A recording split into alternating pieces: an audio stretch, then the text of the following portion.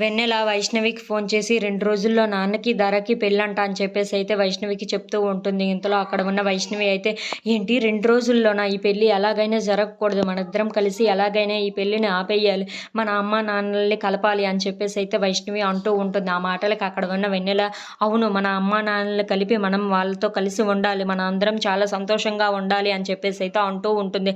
సరే, ఈ పెళ్ళిని ఎలాగైనా ఆపేద్దామని చెప్పేసి అయితే మాట్లాడుకుంటూ ఉంటారు. ఇంతలో అక్కడికి విష్ణు అయితే వస్తూ ఉంటాడు. అలా విష్ణు అయితే పంచె కట్టుకొని కిందకి దిగుతూ ఉంటాడు. అది చూసిన వరలక్ష్మి అయితే ఒక్కసారిగా షాక్ అయిపోతూ ఉంటుంది. ఇంతలో అక్కడ ఉన్న విష్ణు అయితే వరలక్ష్మిని చూసుకుంటూ కిందకు దిగుతూ ఉంటాడు.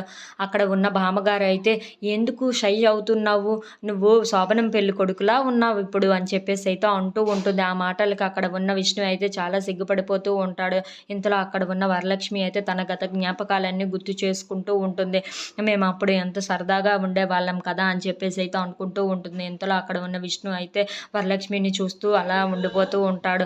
ఇంతలో అక్కడ ఉన్న వరలక్ష్మి అయితే, ఇతను ఎందుకు ఇలా రెడీ అయ్యారు అని చెప్పేసి అయితే అనుకుంటూ ఉంటుంది. If you like this video, please like, share and subscribe friends.